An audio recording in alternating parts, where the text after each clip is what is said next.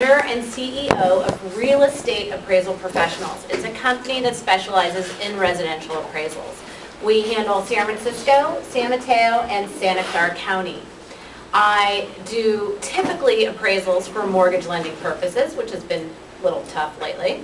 I also handle appraisals for estate purposes, tax purposes, divorces, you name it, we do it.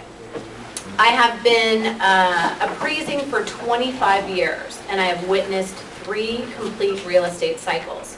I started at Home Savings in their escrow department as a clerk, then moved up. So I actually have 31 years in the industry. A little scary. So what I thought about speaking today, I thought about what are the most frequently asked questions that are asked to me by the industry or by people that are out there. One of the most frequently asked questions is, how is the impact on the mortgage meltdown affecting appraisers? And the industry as a whole, as we know, is contracting, and we're no exception to the rule. Revenue, income, business is down. I recently reconfigured my office, and I was hiring a new appraiser. And I went onto Craigslist and put in a request for an experienced appraiser, and I was really overwhelmed with the volume of resumes that came across my desk and the volume of experience, just to see how many people were out there looking for jobs. I was just at SamCard doing a presentation as well, and one of the industry top guys who had been working for a large, I'm not going to say his name, but he had been there for 30 years, and they just let him go. And he's like an icon in the industry. So it's definitely, there's a lot of changes that are ongoing. So being through 3 complete real estate cycles, I can see that we're in the heart of it right now, and we're in survival mode. Knowledge and experience are the competitive advantage. We need each other tremendously. I'm reaching out to realtors that have that experience of 30 years to try and figure out how we can get a grip on what's going on. The second, or part of the ramification, how it has affected my business directly, everyone wants more for less. I'm sure you guys have heard that as well. One of the big topics this morning was 3%, 4%. It's everyone is trying to undercut. They want more for less. Stricter underwriting guidelines. These underwriters and the policies are changing by the minute, and they're wanting more and more. Lenders are requiring comparables be within 3 months. They're asking for listings and pendings, and they are requiring that we analyze everything that is on the market. I was doing an upper-end property in Atherton last week, and I was calling on a listing, and the realtor said, "What do you need that information for?" But it is crucial, and these lenders are looking at all of that as well. Field reviews are being required. They are triple checking values. What that means to your customers or to your borrowers is an additional cost.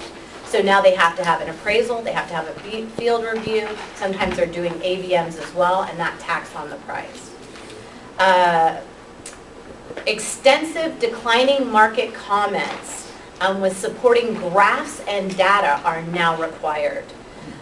They are even requiring, I did one in Menlo Park where there was an appreciation, and they were like, "Oh, we can't accept this. What do you mean this area is appreciating?"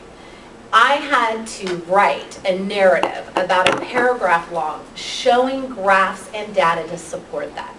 So sometimes our underwriting, or where it's the lenders are held, are not used to our climate here, and having they're more used to seeing the declining market.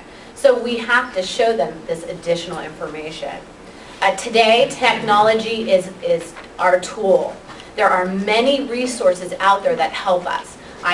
In my handout in the back, I have one graph that we typically will send, and also DQ News is one that we will go to for zip code. It shows the percentage by increase or decrease by zip code. So it's really refined, and it's all based on the assessor's records. Typically now, DQ News will have two columns. One is for the median price and one is for the upper end, which they never had before. So it kind of refines it. It's a better tool for us to, they don't want to just see what our opinion, they want to see a hard data. So I do have a list of a couple of those. If anyone wants to contact me, I'll give that to you. But there's several out there. Even Zillow has great graphs and data that can help. I don't recommend that site, but they do have some great tools. Generating new business. So what this downturn and this contraction has done, as an appraiser and in the industry, I have to adapt, I have to make change, I have to be diversified, I have to look to see where I can create new business or where there's a need. One of the biggest issues that's going on right now is that these lenders are freezing equity lines of credit. So if you're not getting calls yet, it is important to speak to your customers, speak to your borrowers, speak to whoever you can, because when they need it, it could be too late. So they're automatically going across and just freezing them. And what happens is a notice will come in the mail to you, and it'll be like a solicitation, envelope, and you'll typically throw it away until you go to write a check for something big, and then they let you know that it's frozen. So what that has done for us is it has created new business.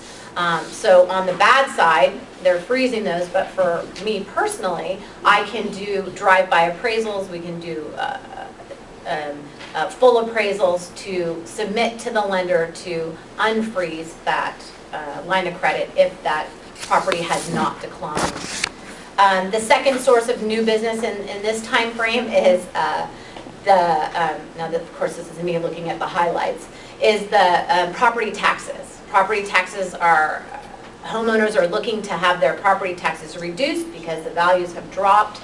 So we're doing appraisals for assessors, the county assessor as well, to reduce that. Let's see. So, and most recently, now this was really unique. I was asked to, they had a seller. The price on the home was very, somewhat unrealistic. And the potential buyer for the home, that realtor, had requested me to complete an appraisal so that she could submit her offer with an appraisal to show the seller and convince them that the price was too high. They really wanted the property. I had done the appraisal and it was actually accepted. Very unusual, but it happened. Now, I also had the reverse. It was B of A. A B of A appraiser had come in with an appraisal and was trying to low bid. This is the reverse, so it was definitely a low bid. And I had an appraisal that convinced them that the price was set at a good price and that they should command that, and they actually raised their offer.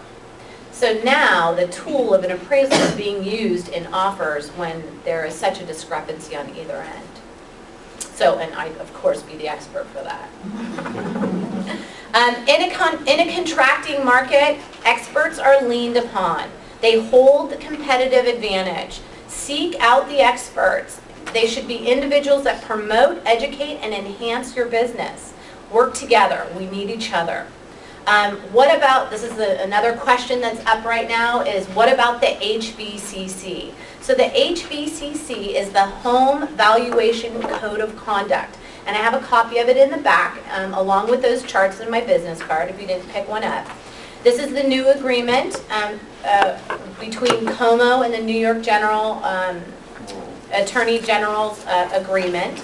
The agreement was established to protect the independence of an appraisal. So this is this is because of the meltdown, it's impacted our industry, and there are approximately 10 big statements within this agreement. And I'm only going to do 2 of them that I think are extremely relevant. The code establishes appraisal selection, solicitation, compensation, conflicts of interest, and corporate governance. No one shall influence or attempt, so that Benjamin Franklin, ain't gonna work. And definitely, that's a little cheap, buddy, come on. The development, reporting,